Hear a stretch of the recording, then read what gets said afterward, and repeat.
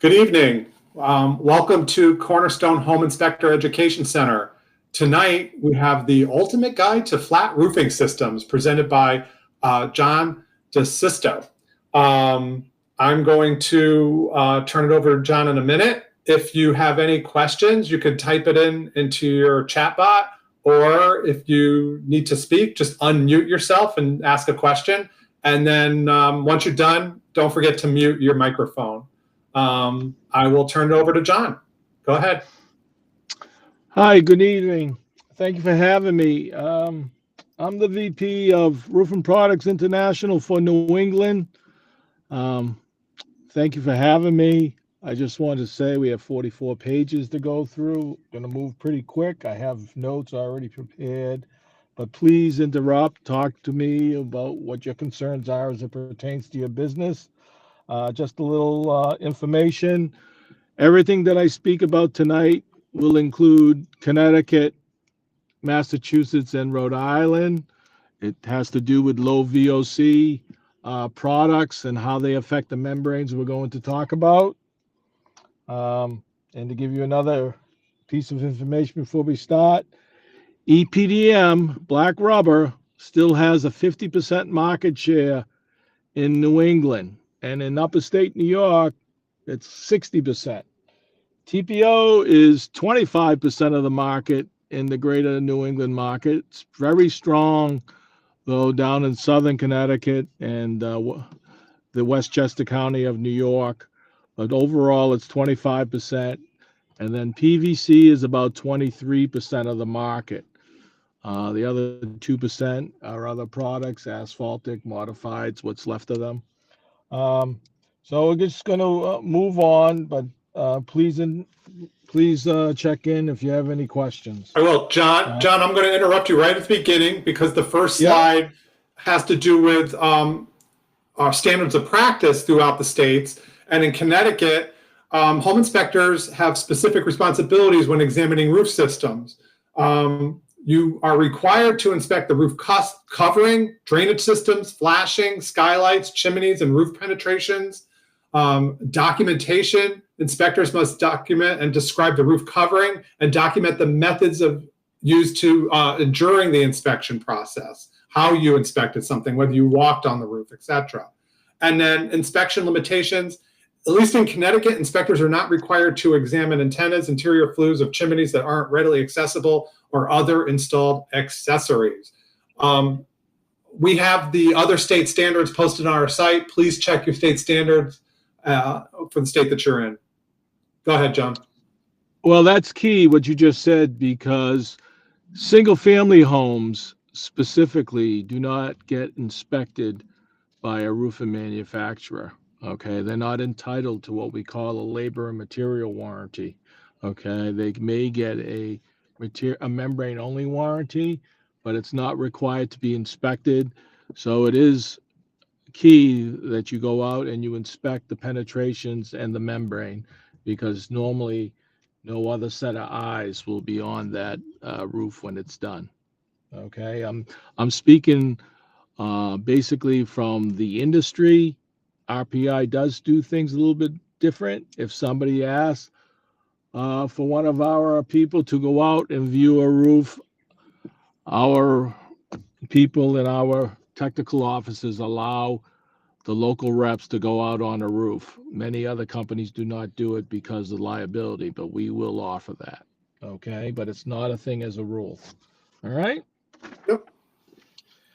Why flat roof systems matter? Well, basically, 80% of the buildings, according to this beautiful outline, is commercial buildings. 80% have flat roofs. That's basically to save money, trusses, and it just would be wouldn't be cost effective. And then when you went to go change the roof, you'd have this massive structure that would be more expensive to take care of. So 80% have flat roofs because basically monetary purposes. Single ply does have 65% of the market. EPDM started in 1975. PVC was even around in those times, although it was a different product then. It was chemically welded together, but PVC's been around that long as well. TPO is early 90s, 90, 91. In that vicinity, it's been around. And basically, when New England took on the Boca codes, it destroyed anything left of the asphalt business because up in New England, we used to use pea stone and flood coated asphalt to protect our roofs. And when it became suggested that pea stone can be airborne in hurricanes, it killed our market up here. And single plies fast took over. 30 years is not unusual for a single ply roof. It's usually a premium one. They have different restrictions or different things you can do on a single ply roof, but to get to 30 years, there's usually specific flashings that increase strength because typically that's where issues start with flashings. So we move on. Flat roof fundamentals, low slope designs. All flat roofs, all low slope roofs, I should say, are to have positive drainage, specific to Connecticut because they were one of the last states to give up on asphaltic roofs. They used to have a code where you had to have a 1/2 inch pitch per foot. The code now is 1/4 inch, okay? But on single plies, we really just want to have positive drainage. And there is even a 1/8 inch pitch tapered system where you sump the drains or you put in crickets to facilitate drainage at a 1/4 inch. So I just want to mention there is such a thing as an 1/8 inch pitch as well. The state code in Connecticut, though, I believe is 1/4 inch. Primary protection, membrane-based waterproofing, commercial applications are also used in modern designs. There is no difference between the specifications between a residential system or a commercial system. It's basically just the size. You can get any warranty, for instance, on townhouses, income properties, could be apartment buildings, it could be condos, even two-family townhomes can actually get a labor material warranty. And it's the same as on a commercial building. And it's the same amount of money as well. The options tonight are EPDM, ethylene, propylene, diene monomer, and that is basically black. TPO is thermoplastic olefin. We generically called it when it first came out heat weldable EPDM. We'll talk about that in the next coming pages.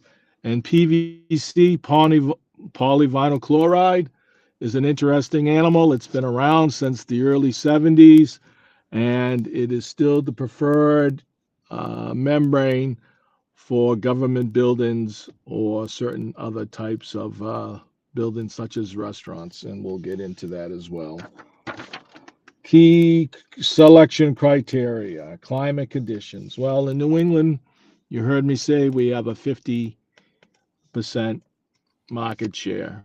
And in New England, the black roof serves us well for a couple reasons. One, we want the snow to melt, and the black rubber roof, even in the wintertime, will be 100 degrees at 10 o'clock in the morning in a winter day, and it will help remove snow from our buildings. And it is also the average building in Massachusetts, New England, and all of the states is between 50 and 150 square on a commercial building. It suits fully adhered EPDM well, and it is by far the preferred roof for those size buildings. As we talk about TPO and other products, you'll see where I move on and why it's used there. Energy goals, solar, TPO is green, PVC is also white.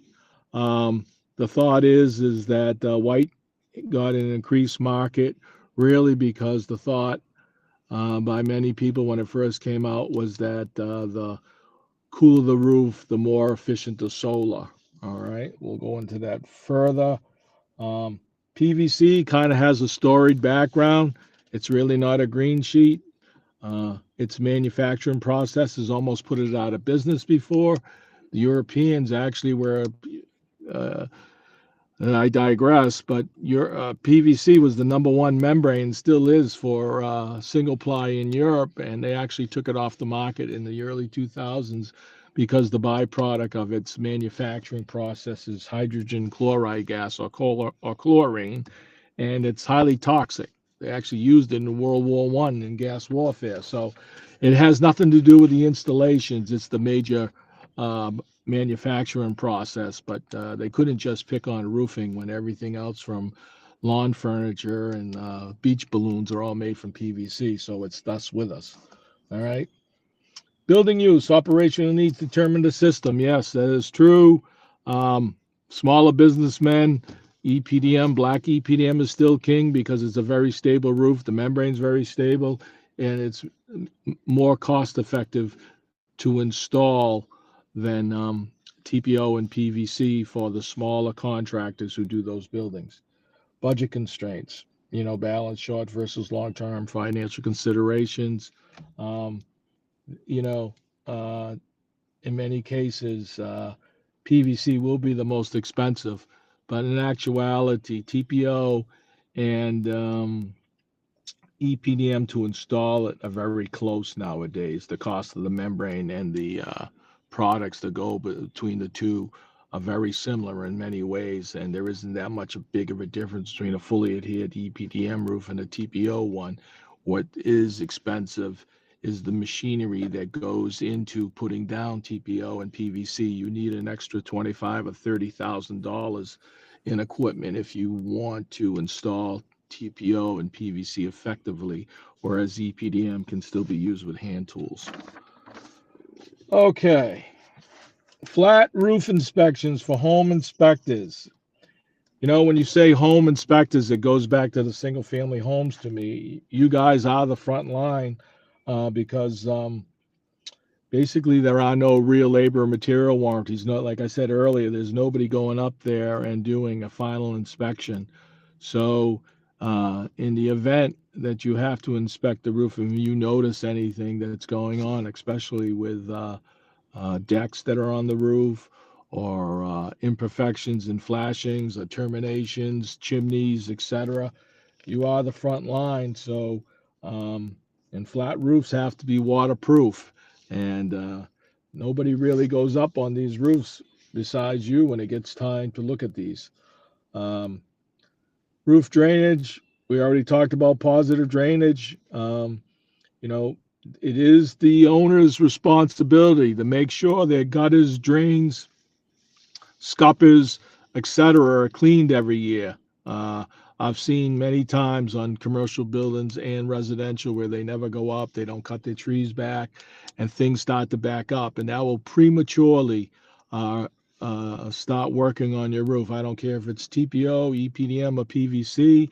You'll start get algae growing and fungus on the roof. Somebody mentioned, mold. Things can go fast on a roof if it's constantly underwater. Flashings and penetrations, that's the first place where you look if there's a penetration leaking. It's usually a penetration on a roof. It's usually there, or a flashing around a pipe. It's usually something like that. It's usually not the membrane unless it was punctured by something going through the roof like a tree branch. Roof surface and debris, that is the owner's responsibility to keep the roof clean. Um, Perimeter and parapet walls, they just need to be flashed properly. It's parapet walls really don't come into play as a windbreak until they're over 42 inches. So actually, any wall under 42 inches on a parapet wall actually increases the wind uplift chances. So, like I said, a small building like a single family home is required to have the same perimeter fastening as a commercial building. Structural support issues usually find that on older buildings. That usually that's rectified by the time an older building's been put up and a single ply roof has been put down. You're hoping that that roofer has taken care of that structure. Evidence of leaks, I mean, you can see it in, I see a skylight. You know, if you start to see moisture between the layers of the two pieces of plexiglass, you know that the seals are gone. And sometimes they'll blame it on the roofer, but in fact, actually, you know, it takes further investigation because it could actually be the seals on the skylight. Previous repairs are always an issue. That means there's something beforehand and it's still going on, and it becomes an area where the only way that you can really repair it sometimes is to actually cut it all out, start off fresh, and you may even have to repair plywood or decking of some sort because there's a low spot or it's an area where a tree or some other.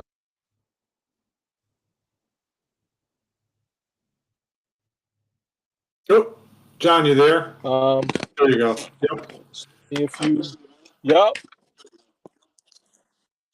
We're, We're we're going on with the EPDM, ethylene propylene diene monomer. Okay, thickness gauge. Correct. 45 to 90 is correct. I will tell you that I haven't sold a roll of 45 mil EPDM in at least 15 years, and the customer asked me to take it back. It was a mistake. The roll that's used in New England 99% of the time is 060 EPDM of various sizes. We have 10 by 25s, 10 by 50s, 10 by 100s, 15 by 50, 16-foot 7s, and 20-footers by 50 and 20 by 100. All right. So we have multiple sizes. EPDM can be more efficient because you don't have as many seams.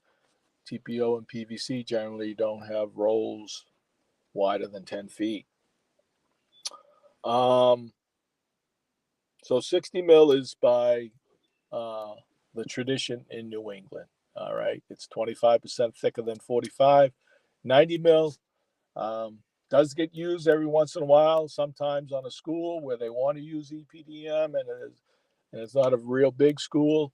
And they use it up in Maine, facing the ocean, basically on condominiums where there's decks being built. John, Color options, you're black right. and white. They do make EPDM in white.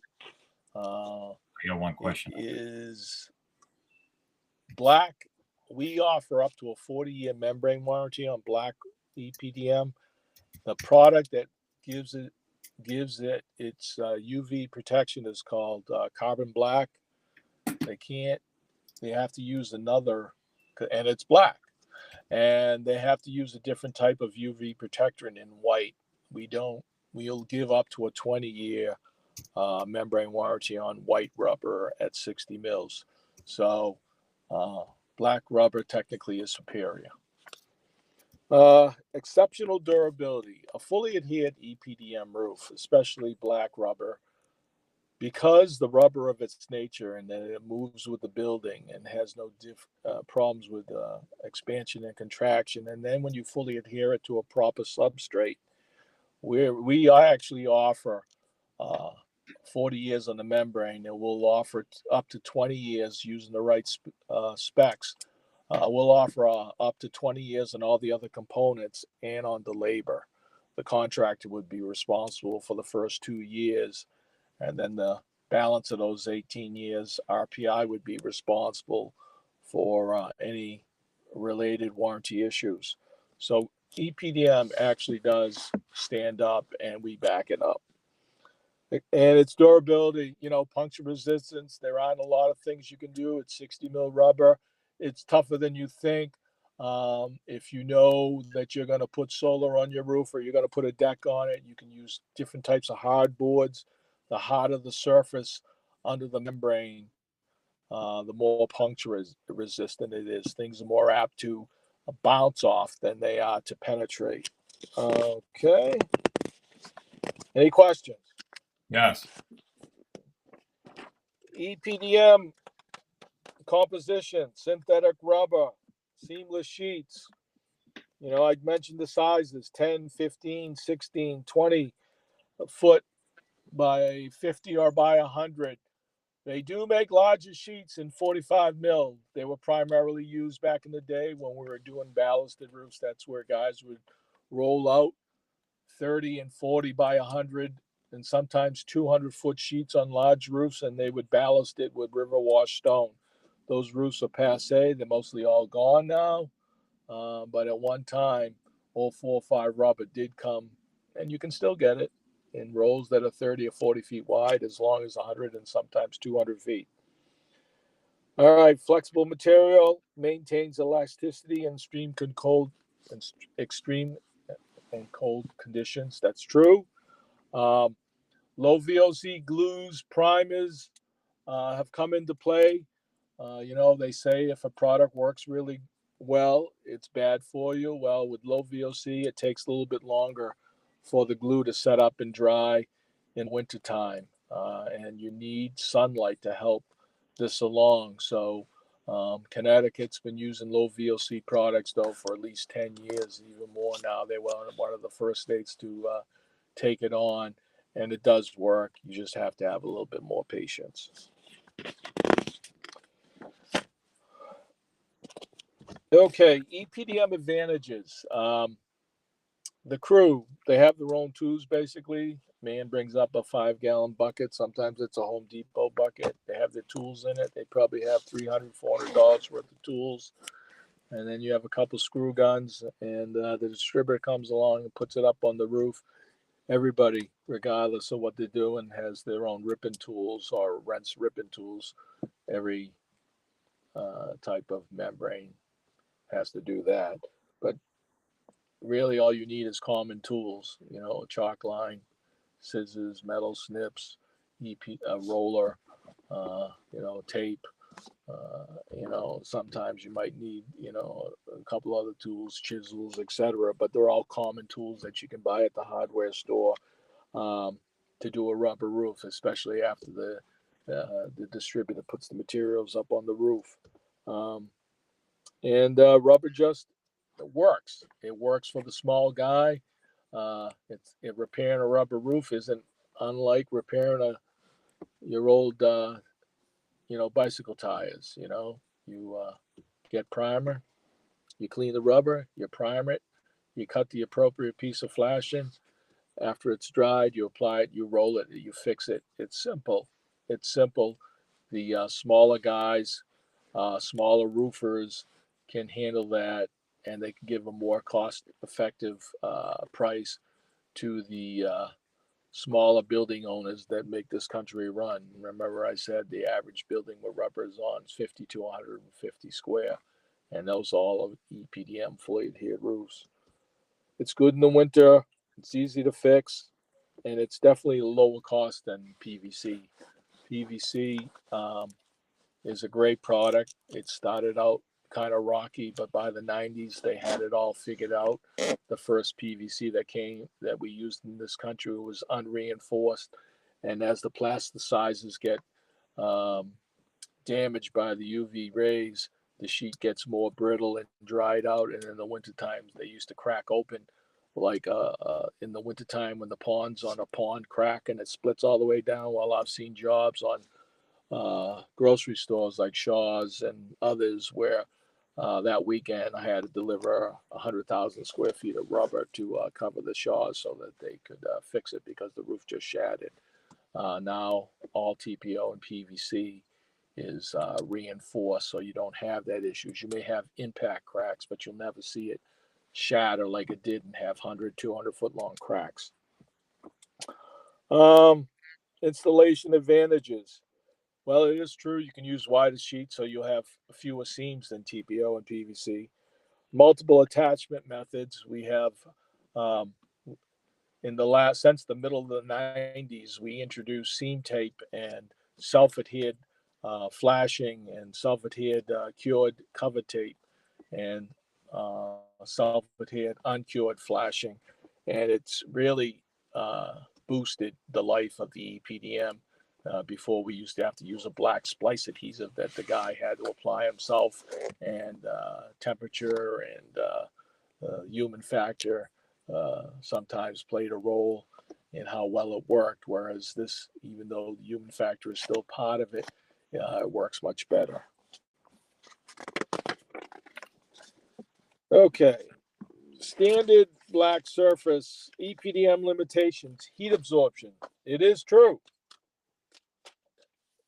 In the coming months, July and August, you cannot kneel down on a black rubber roof. I know that because I go up on them, and you have to put something down. It'll get up to 165 degrees on that black rubber roof. And they'll say that that affects the cooling costs. And there was a day where that was certainly an issue. But now that the code in New England follows an R30 code for the building envelope, there are some stretch codes out there that say they would like to use R48 or even more, like towns like West Hartford and Glastonbury, where I've come in contact with them in Connecticut, and some of the other homes in Massachusetts. They try to increase it. That's left over from a bill they tried to pass that really came down from Canada. But with R30, it's been determined. There was a test done by the Mid-America Contractors Association, and in the middle of the summer, the resistivity that you lose in heat on black rubber is about equal to R11, which is 2 inches of ISO. R30 is the equivalent of 5.2 inches. So, that thought that the AC costs are rising with black rubber actually is kind of in check right now. And even 10 years before that, when the code was R20, we were using 2.8 inches of insulation. So for a good period now, heat sinking into flat roofs has been in check. Puncture risk, less resistant to punctures than alternatives. The thing is that EPDM is 60 mils thick. And like I said before, if you put a hard cover board on top of your ISO, your insulation board, you will get better resistance, especially along the shore where seagulls are dropping clams and things of that sort.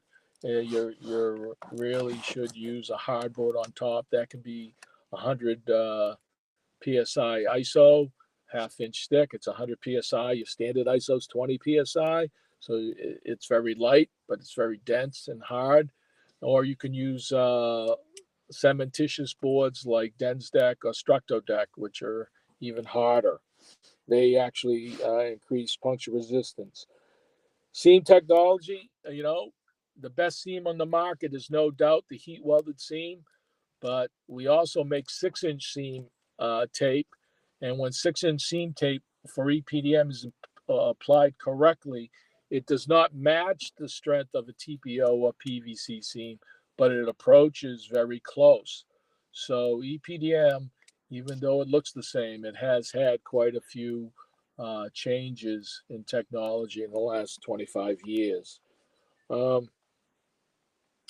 TPO and PVC, I also want to say, is they're two very different products. TPO is more closely related to EPDM than it is to PVC, and I'll bring that out in a few minutes. Okay, installation. Adhered, applied, cross. Okay, fully adhered.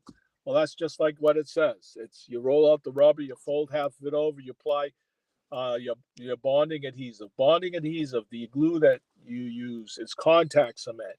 You apply it on the insulation first, the substrate you're gluing to, and then you put it on the EPDM second because the EPDM is black in most cases, and it dries quicker. So you apply it at the rate of a 5-gallon can will do about 400 square feet. And when both sides are perfectly dry, you fold in your rubber, you broom it in, and it's done. Okay. It technically has the strongest wind uplift ratings. That's debatable. There are actually some mechanically fastened roofs that meet it, to be honest with you. Higher installation cost.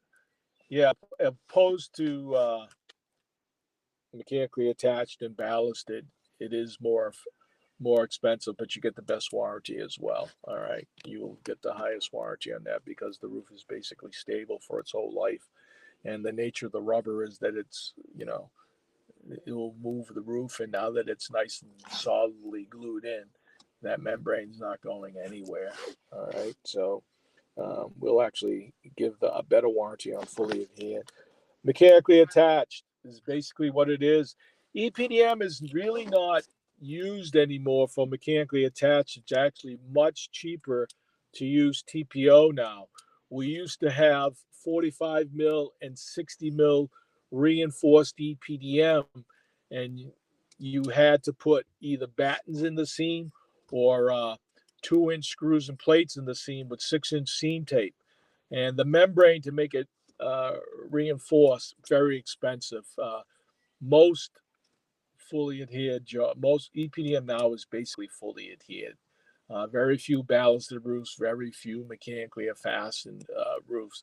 The TPO has taken over the much larger jobs where you would use mechanically attached or ballasted roofs. Ballasted roofs are really a thing of the past, and very.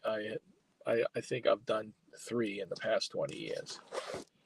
Loose laid, so mechanically attached. As I said, there's no glue. It's just the membrane. They're usually 10-foot wide sheets if somebody does want to use it, and there's no glue holding it down. It's really used on commercial buildings because since it's not glued down, it can sometimes, in negative pressure of the building, you're at a warehouse.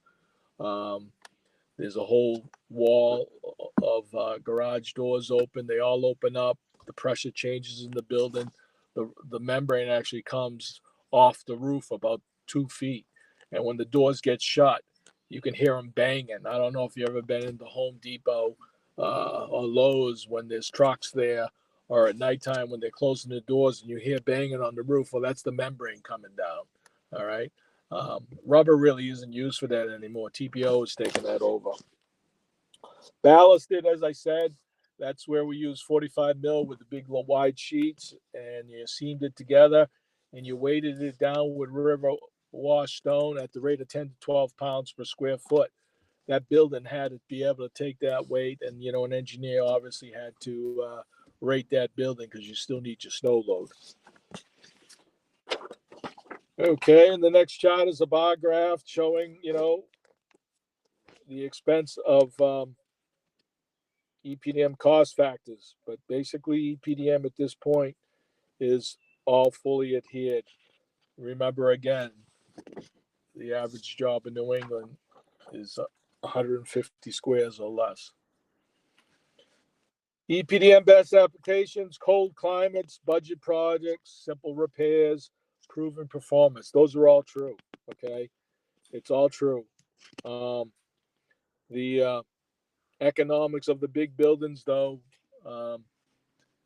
even though we're in northern New England, all your big box stores, anything that the investing world buys stock in, and that they're large buildings, goes TPO.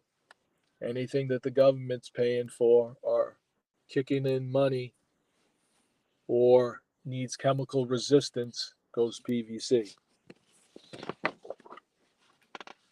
Okay, moving on to TPO. Thermoplastic olefin.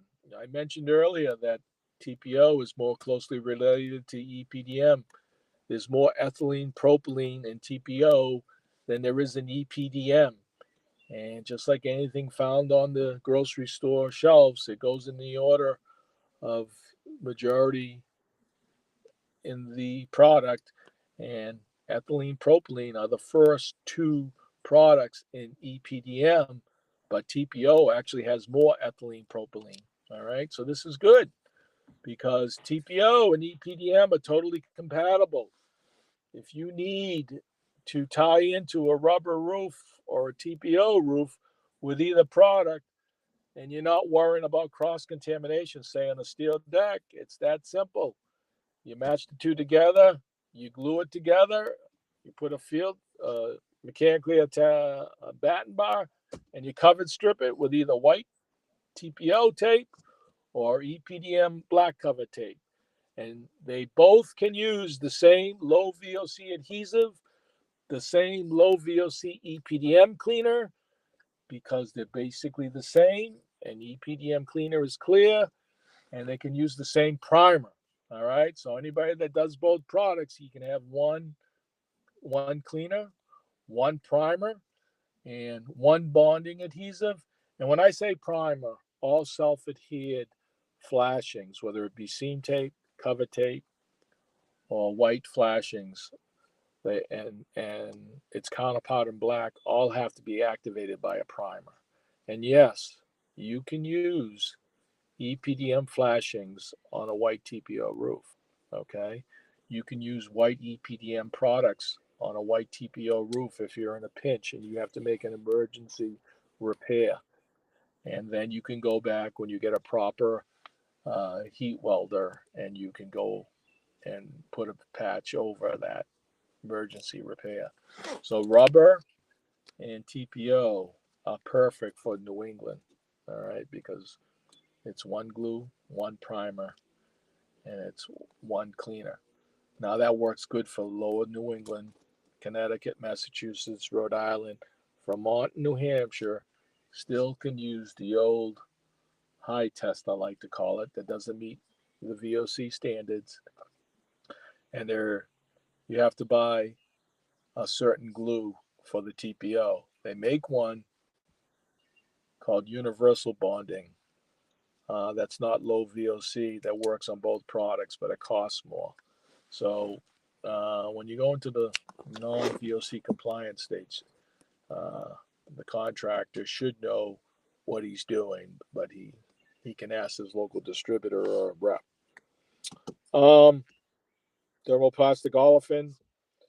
It's a reinforced sheet. TPO does not like heat. The first TPO, I did a job first time on Sylvania bulbs down in Central Falls, Rhode Island, and it was unreinforced. It's very unstable. It didn't last that long. The first TPOs even came in black, but it doesn't like heat. So by chance, they put the reinforcement that they used in reinforced EPDM and TPO, and thus we have a great mechanically attached membrane now.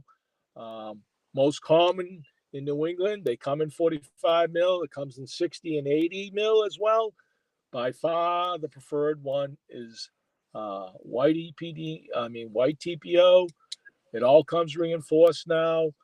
Comes in 10-foot sheets primarily. Mechanically attached is and fully adhered and ballasted are available, but most of the time it is used on small jobs fully adhered, just like EPDM.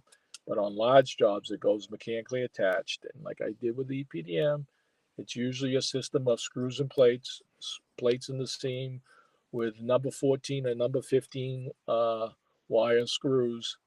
And you usually attach it between 6 inches or 12 inches on center, depending on where it is in proximity to the ocean, winds, et cetera, and what type of warranty you want. But again, those are the sheets that you hear banging on the tops of the roofs. They move up and down, but that reinforcing sheet is what gives it its strength in weather. TPO comes standard in white, gray, and tan. But if you have a large job, 800 square and up, generally is the rule. There's about 14 or 15 different colors out there.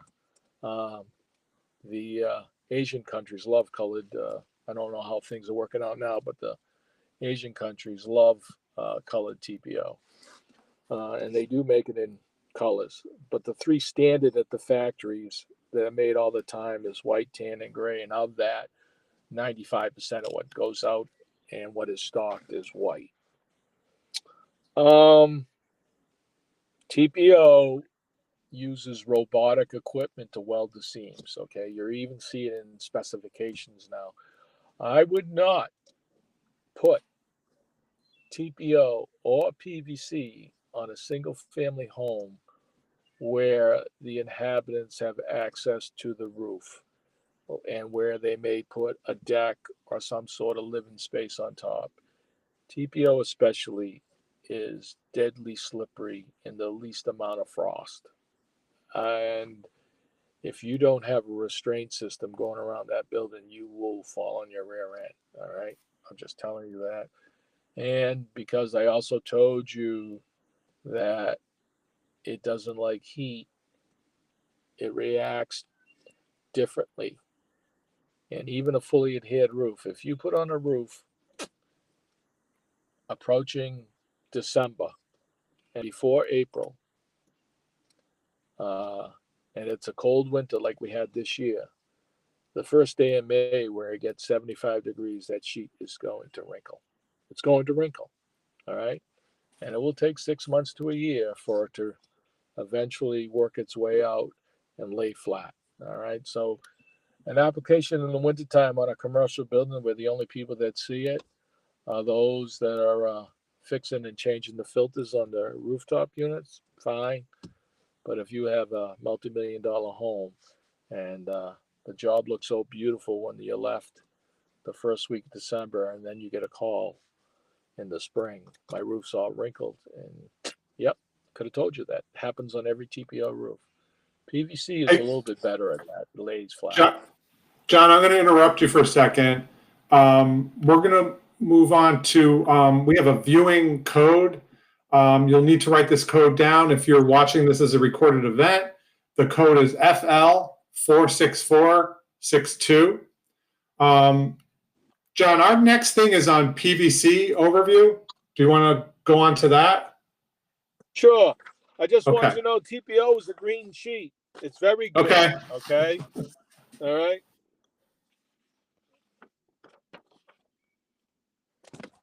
TPO has been around for at least 30 years, though I know it has a shorter track record, but it's been around substantially. PVC, polyvinyl chloride. It's been around for many years. In its present configuration, it's reinforced like TPO. It costs more. It does not have any tapes or anything besides heat weldable membrane. Everything on PVC has to be heat welded. Okay. Polyvinyl chloride. It's not a green sheet, but it works well. All right. I talked to you about the manufacturing process. It's now the best rated grease and chemical resistant sheet on the market. All right. Good, better, best. I mean, goes from EPDM to TPO to PVC being the best. All right. Right. Presently with the membranes that we have. Although I will say for a side that the Cape Cod Potato Chip Factory has 060 TPO on it with 17 fryer laters on the roof. So, but PVC is the best for Chinese restaurants, airports, and it's used extensively, especially in Massachusetts, on all the schools. And Connecticut basically has gone to PVC too. Once the the asphalt market went underneath. PVC is basically white, tan, and gray. Again, most of it is white, but you see a little bit more gray in the market than you do with TPO. Mostly material thickness, we got 50 to 80 mil. That's about right. Some guys are 48 mil. There's some specialty PVCs that are a little bit thinner and that have a much thicker reinforcement in it, but 50 to 80 is the lion's share of it. All right. PVC, everything has to be hot air welded. And whether it's PVC or TPO, they all use the same equipment. All right. For you to run a robotic welder is on a carriage. Okay. It has a hot air gun on it. Now, this hot air gun runs basically at around 900 degrees, and it can go from anywhere from usually 10 feet per minute to 14 to 16 feet. Not much faster than that. That gun costs $10,000, that robotic carriage. All right. You need one 10,000 watt generator to run 100 feet electrical cord. Okay. Just that one machine. And then you need another generator to run your screw guns, to install your other parts like your insulation. And you need other hot air hand welders to do all your detail work. You need an extra $20,000 to $30,000 just to install TPO and PVC, and that's why you see it mostly on government work and TPO on the big box buildings. These guys actively seek out these types of jobs because to make their guns and equipment run efficiently and make money at it, they need the sizable jobs. Okay, the strength of whether it's PVC or TPO are very comparable. Okay. The thermoplastic property, heat welded seams, it's like, again, it is the strongest seam on the market. I sold TPO for 10 years. I sold it on the strength of the seam, not the color, especially in New England. PVC advantages, like I said, it's got the best chemical resistance. It's got superior seams. It's got a expected lifespan. You can get a 20-year warranty, so 20 to 30 is fair. We expect it to last longer. And its wind uplift and high tear strength is very good. And I think it also lies flatter than TPO. It's it's a high-end membrane. PVC cost premium. It's the most expensive. Environmental concerns. That's where the chlorine and plasticizers come in. As the sheet ages, though, it does become dry and can be brittle. They'll even warn you to stay off the roof in the wintertime if you can. Once your roof starts to get to be around 10, 15 years old, you don't want guys going up there shoveling snow and things like that without knowing what the heck they're working on. That's the plasticizer migration. The sun does that. It eventually dries the sheet out. Some formulations become brittle in extreme cold, but like I said, they're all reinforced now. So if there is an impact fracture, it doesn't really spread much bigger than a couple inches. PVC, they have their own bonding adhesive. It's just like EPDM and PVC and TPO. It's a contact cement. You apply it on one surface, the insulation. Then on the other side of the membrane, it's dried. You put them together and you broom it in. Mechanically attached on large jobs that are schools. That's common. And just like TPO, you mechanically attach it in the seams. You weld the seams, and the rest of the sheet is free and unattached. Heat welded seams, it creates a monolithic surface. That seam is actually stronger than the membrane itself. Okay. Installation. Labor is more. PVC costs even more than TPO to put down because everything has to be hot air welded, whereas with TPO, which is also hot air welded in the seams, we do allow certain flashings or certain metals to use TPO tapes to use for flashing instead of hot air welding. PVC doesn't have that. You either have to use a very expensive two-piece metal or you have to bend PVC coated metal to weld to, but you don't have any of the luxuries like cover tape to help you with your roof. PVC's best applications: restaurants, laboratories, industrial buildings, premium projects. Well,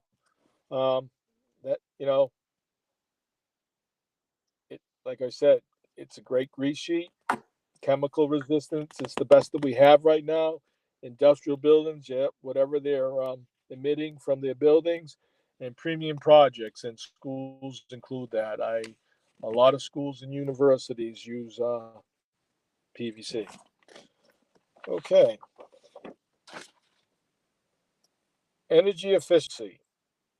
Okay, so the white ones are obviously high, but an EPDM black will still be the lowest, although it's not as bad as it used to be because now with the more stringent codes, it's harder for the heat to get into the building.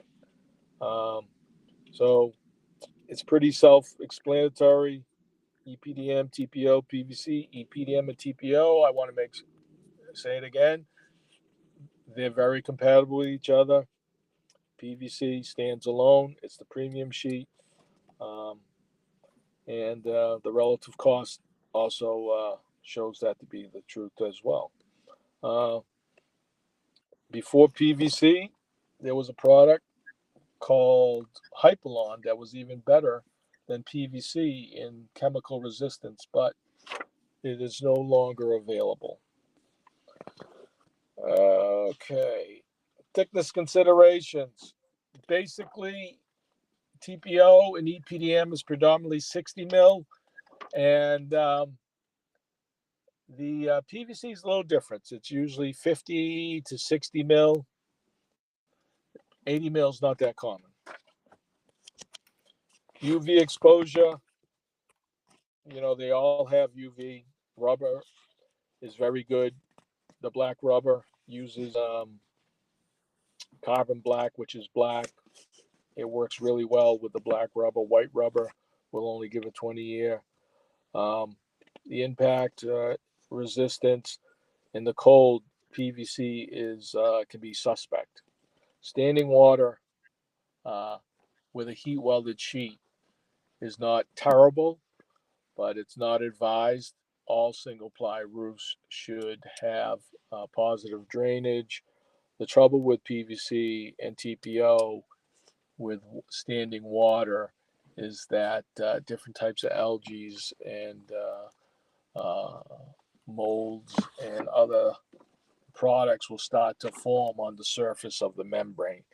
EPDM, you can actually have your warranty voided if there's ponding water on your roof and it starts to show seam degradation or on flashings as well.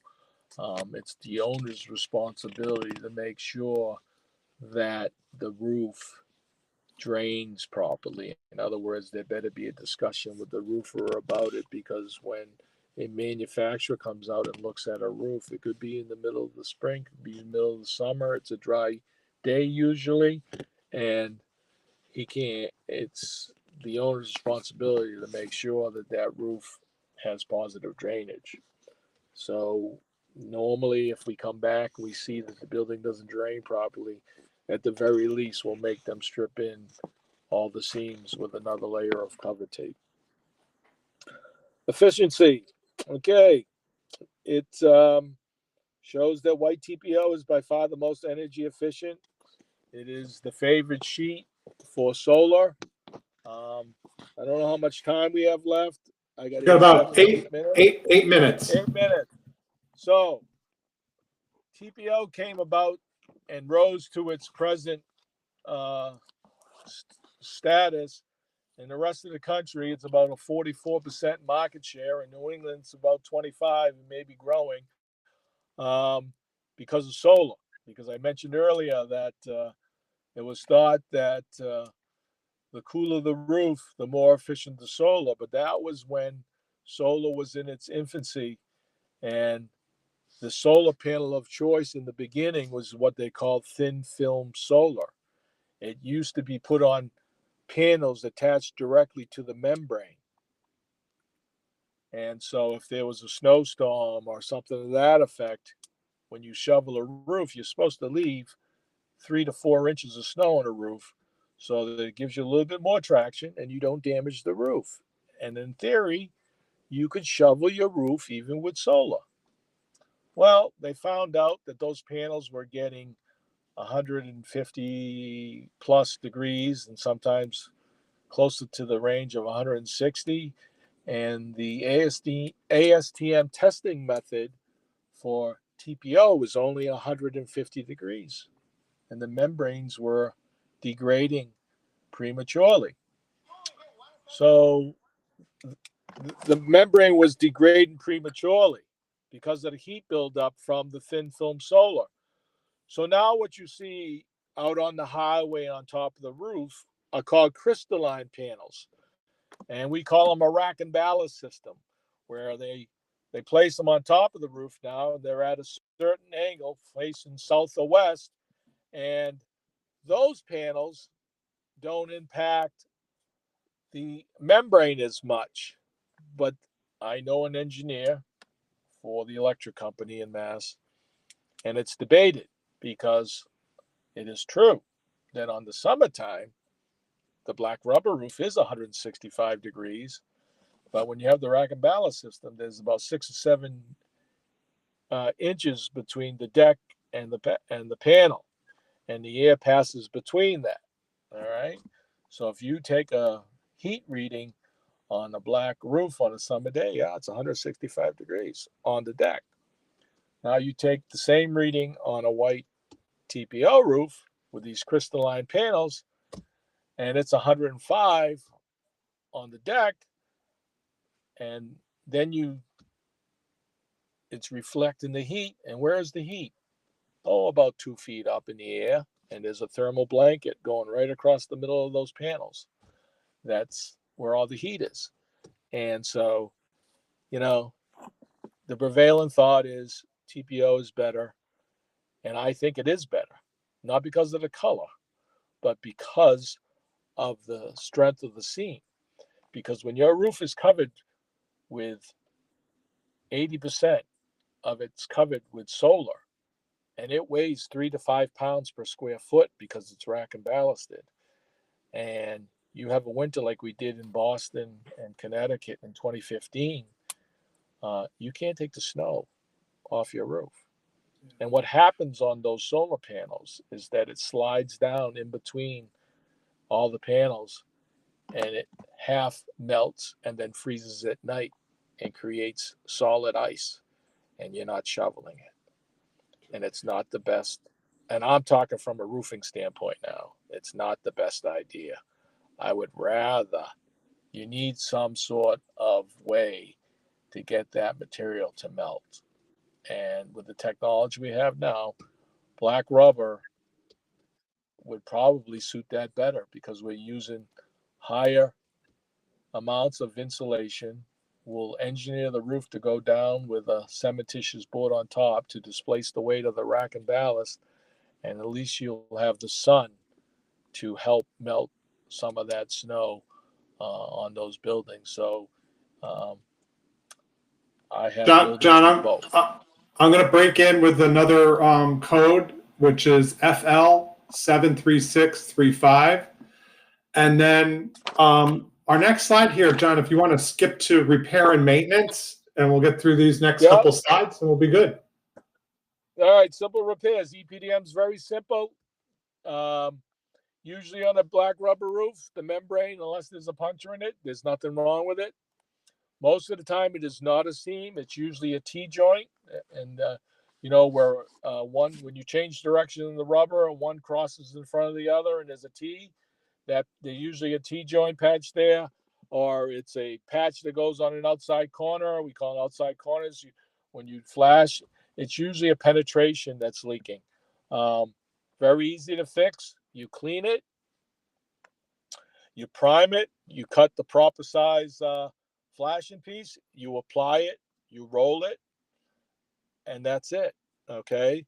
The hardest part about repairs is having the knowledge of how the water runs, what type of deck it is, steel deck, which way does the deck go, if it's a wood deck, what type of wood, and gypsum decks. You need to go inside the building. Anybody that doesn't go inside of a building first, I would never hire them. Okay. Rubber is the easiest. TPO, though, is next because, like I said before, everything that we use in EPDM, you can get it in white TPO as well as white EPDM. And if you're in a pinch, you can use the same technology to fix a TPO roof. All right. But because the warranty is on TPO, you will have to come back on another day and put a heat welded patch on it. All right. It's John, can you or talk you about should. Can you talk about warranties for the different products? Okay, so warranties generally go 10, 15, and 20 years on labor and materials. Okay, the most common one in Connecticut is a 20-year. The 20-year warranty started in Connecticut when they started offering, the state started offering, you know, paying 50 cents on the dollar, or they were putting money in on the schools along with the communities. They wanted a 20-year warranty. That actually started. The most common warranty in the market now is 20 years on the labor, 20 years on the materials, and it's a no dollar limit. And what that means, though, they only repair what's leaking. Okay, it has to be leaking, and it has to be covered by the warranty. So warranties are, when they're installed, they have to be inspected. It could be 3 inspections. Most of the time, it's one final inspection if he's very experienced. The contractor that installed the product is responsible for the first 2 years, and the manufacturer is responsible for the balance of that warranty. It doesn't matter if it's a 10, 15, or 20-year warranty. Each level of warranty has its own parameters as to what you can do or not do with a roof, whether it be fastening or flashing. But those roofs also have responsibilities on the back of the warranty that the owner has to be aware of, like cleaning the drains out and cleaning out the scuppers and cleaning out the gutters and cutting the trees back and making sure that you know, if they build a deck on that building, they will be served what we call an overburden waiver. Because we like to ask now, a lot of times when we go up there and we think a building's a candidate, you know, in downtown Boston and it's on Columbus Ave or, you know, Newbury Street, are you building a deck on this thing? And they offer an overburden waiver because if you put a deck or you put solar or you put a garden roof on a building, you have to notify the manufacturer who's holding that warranty. And they issue what they call an overburden waiver. And what that means is the owner is responsible for the removal of any impediments on that roof. So if the deck needs to be removed, he owns the removal. If the solar has to be disconnected and moved to get to a scene, the owner does that. And that gets tricky with electric, you know, because sometimes the solar guy's paying for the roof and he's taking the benefit of the first 10 or 15 years, but then the owner gets an overburden waiver and he's responsible for moving it. And then the argument starts.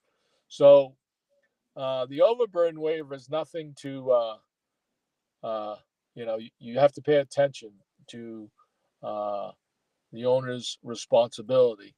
The roofer is the first one to get called in on a commercial building, especially when the HVAC guys are up there and they leave doors off, they leave screws laying around or things of that sort, and there's a leak or a puncture or, you know, they call the roofer first because they think they have a warranty and everything's going to be covered. Well, you have to read your warranty. Most people do not read their warranty, but it is the only industry in the country that offers multi-year warranty. And by and large, you know, I go out and do a lot of the warranty work for RPI, even though don't let the title fool you. You know, I do a lot of that work to and talk to the building owners about their responsibilities and what has to be done, because that's the biggest problem.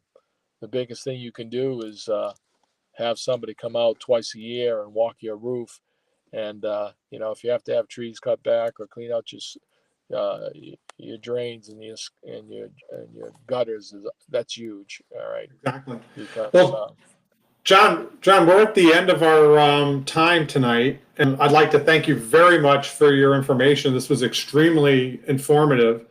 If I will be putting some information up on the website concerning RPI, and this video will be available for view in the next day.